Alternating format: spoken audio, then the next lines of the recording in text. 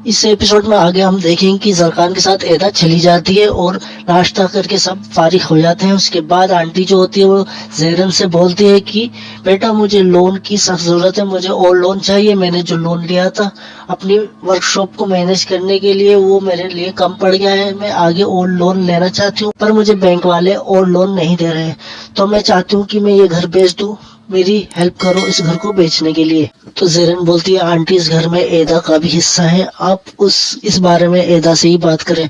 Aunty कहती है please मेरी हेल्प करो। तो जेरन कहती है ठीक है आंटी मैं आपकी हेल्प कर दूंगी। इसको दिखाते हैं कि आंटी जो होती है वो रूम में जाती है और वो ड्रॉर खोलती है जहाँ से वो रजिस्ट्री निकाल रही होती है, तो उसी के नीचे उसको एदा का जो कॉन्टेक्ट होता है सरकार के साथ वो उसको मिल जाता है। तो एदा की जो आंटी होती है वो बहुत ज्यादा हैरान हो जाती है और वो गुस्से में भी आ जाती है। सीधा जेरन के पास जाती है और जेरन से कहती है क्या तुम्हें भी ये सब पता था। उसके बाद दिखाते हैं कि आंटी बहुत ज्यादा नाराज होती है और गुस्से में होती है और बहुत ज्यादा दुखी भी होती है और वो उस पर चिल्लाती कहती तुम लोगों ने मुझे धोखा दिया है। उसके बाद दिखाते हैं जरखान जो होता है एदा को एक बहुत ही अच्छी जगह पर लेकर जाता है जो वो स्पेशल जगह होती है जरखान के लिए। बहुत बड़ा घर होता है जिसमें एक बहुत बड़ा गार्डन होता है बहुत खूबसूरत, वहाँ पर वो उसको लेकर जाता है। उसके बाद जरखान कहता है ये घर है जिसको मुझे रेनोवेट करना है, इसका गार्डन रेनोवेट करना है, उसके बाद मैं इसको रेंट आउट कर दूंगा। एदा इस घर को देख के काफी खुश होती है और वो कहती है कि मेरा भी ऐसा ही ख्वाब है कि मैं ऐसे घर में रहूं। के बाद एदा उससे पूछती है जरखान से कि तुम मुझे यहाँ पर क्यों लेकर आए हो। तो वो कहता है जरखान क्योंकि मैं चाहता हूँ कि तुम मुझे आइडियाज दो कि मैं इस घर को किस तरीके से रेनोवेट करूँ। उसके बाद एदा जो होती है घर का विजिट करती है, वो सब जगह घूमती है और बताती है कि यहाँ पर ऐसा करना चाहिए, इस जगह पर तुम्हें ये करना चाहिए, यहाँ पर ये चीज करनी चाहिए। उसको सारे आइडियाज देने लगती है, उसे काफी सारे आइडियाज देती है कलर्स को लेके, फर्नीचर्स को लेके।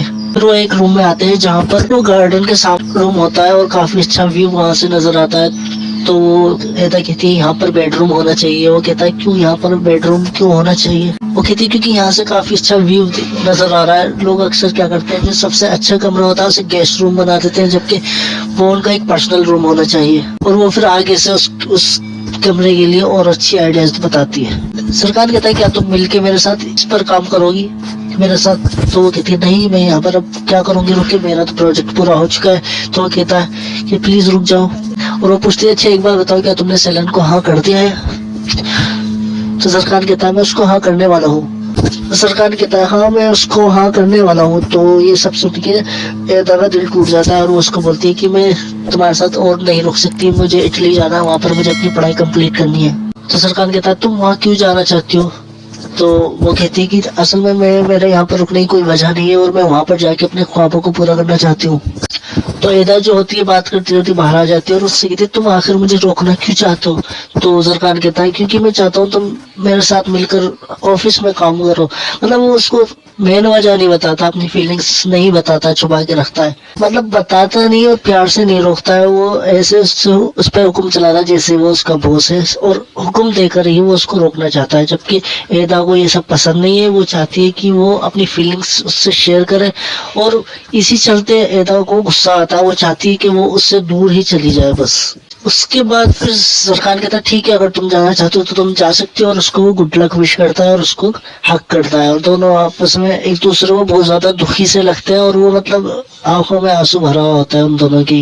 मतलब बंदा वो उसको भी नहीं जाने दे रहा, उधर सेलेन को भी ना हाँ कर रहा है ना कर रहा है, दोनों के चक्कर में फंसा हुआ है, दोनों को फंसा भी रखा है। सही खेल रहा है बॉस।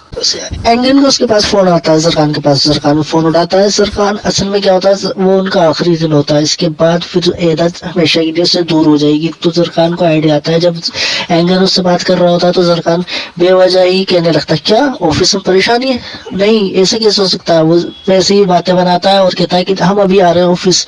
उसके बाद दिखाते हैं वो दोनों ऑफिस में आ चुके होते हैं और मतलब जो सब लोग मौजूद होते हैं वो उन दोनों का वेलकम करते हैं, एदा का वेलकम करते हैं। उसके बाद वो जो एंगन से मिलने आता है, एंगन उसको बोलता है कि क्या कह रहे हो यार, क्या परेशानी है, तो कुछ भी परेशानी है, तुम ऐसा क्यों चिल्ला रहे थे। उसके बाद जरखान कहता है कि देखो एदा जा रही है, हम सबको छोड़कर जा रही है हमेशा के लिए, तुम कुछ भी करो उसको यहाँ पर रोको, उसे कोई भी पोस्ट दे दो, उसे जॉब ऑफर करो, कुछ भी करो मुझे नहीं पता, उसको यहाँ पर रोको। अरे यार ये सब छोड़ो, पहले ये बताओ कि तुम्हारा मसला क्या है। उसको भी रोकना चाहते हो, उधर उसको भी हाँ करना चाहते हो, तुम करना क्या चाहते हो।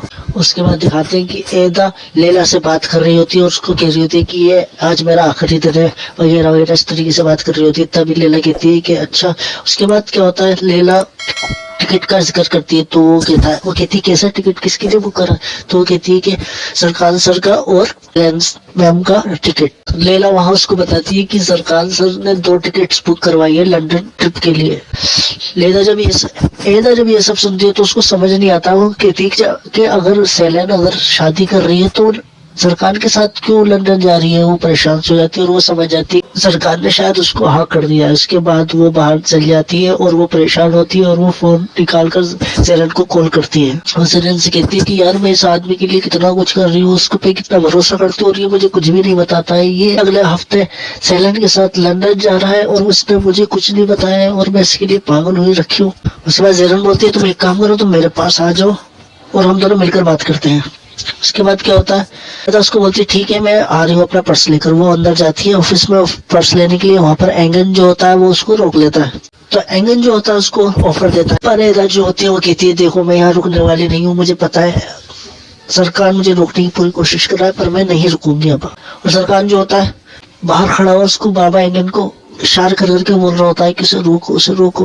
तभी क्या होता है एदा के फोन पे कॉल आती है इटली से और वो उसको बोलते हैं कि तुम्हें सिलेक्ट कर लिया गया है और तुम्हारा इंटरव्यू होगा और क्या तुम्हारे पास पासपोर्ट वगैरह है, तुम्हें स्कॉलरशिप मिल जाएगी। तो एदा कहती है अच्छा ठीक है मेरे पास पासपोर्ट वगैरह है। उसके बाद एदा एंगल से कहती है कि मुझे कॉल आया इटली से और मैं इटली जा रही हूँ, अब मैं बिल्कुल नहीं रुक सकती, जो मेरे ख्वाब है वो मेरे पूरे करने के लिए मैं जा रही हूँ। उसके बाद एंगन जो होता है वो हैरत में हो जाता है और वो सरकार की तरफ देखता है। फिर आगे दिखाते हैं कि एंगन जब उसको रोकने में नाकाम हो जाता है तो जर्ग एदा के पास जाता है। एदा से बोलता है कि एदा तुम मुझसे इतनी बातें छुपाती हो, तुमने मुझे बताया नहीं कि तुमने उसके लिए अप्लाई करा है और तुम इटली जा रही हो। उसके बाद एदा कहती है तुम इतना परेशान क्यों हो रहे हो मेरे जाने से, तुम्हें सेलेन चाहिए थी, मैंने तुम्हारी हेल्प करी और तुम्हें सेलेन मिल गई है। कहती जाओ और तुम उसके साथ अब लंदन घूमो। कहता पर तुम वहाँ क्यों जा रही हो। तो एदा कहती है कि देखो मैं अब नहीं रुक सकती और अगर तुम मुझे रोकना चाहते हो तो तुम मुझे बताओ कि वजह क्या होगी और तुम मुझे सीधा सीधा बताओ कि तुम मुझे रोकना चाहते हो। उसके बाद सरकार कहता नहीं मैं ऐसा नहीं बोल सकता, मेरा ये उसूल है कि मैं रोक जाने वालों को नहीं रोकता, अगर तुम जाना चाहते हो ठीक है फिर तुम जा सकते हो। तो एदा बहुत ज्यादा दुखी हो जाती है। एदा बोलती ठीक है तुम अपने उसूलों के साथ जिंदगी गुजारो और मैं जा रही हूँ।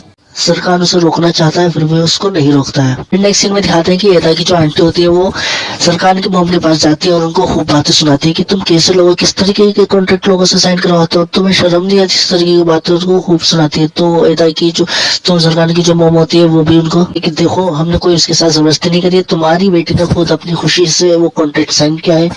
फिर नेक्स्ट सीन में दिखाते हैं कि आंटी घर पर आ चुकी हो, तभी एदा भी घर पर आ जाती है। तो आंटी उसको देखती है कि वो काफी सैड है, वो काफी उदास है, तो वो क्या करती है आंटी, तो एदा जो होती है सीधी अपने रूम में चली जाती है। एदा बोलती है कि जी बोलिए आंटी क्या बात है। तो वो कहती है बेटा देखो मैं जानती हूँ कि तुम्हारी अपनी जिंदगी तुम अपने फैसले खुद ले सकती हो, लेकिन बेटा तुम्हें मुझे बताना भी चाहिए था कि तुम इस तरीके के कॉन्ट्रैक्ट पे साइन कर रही हो।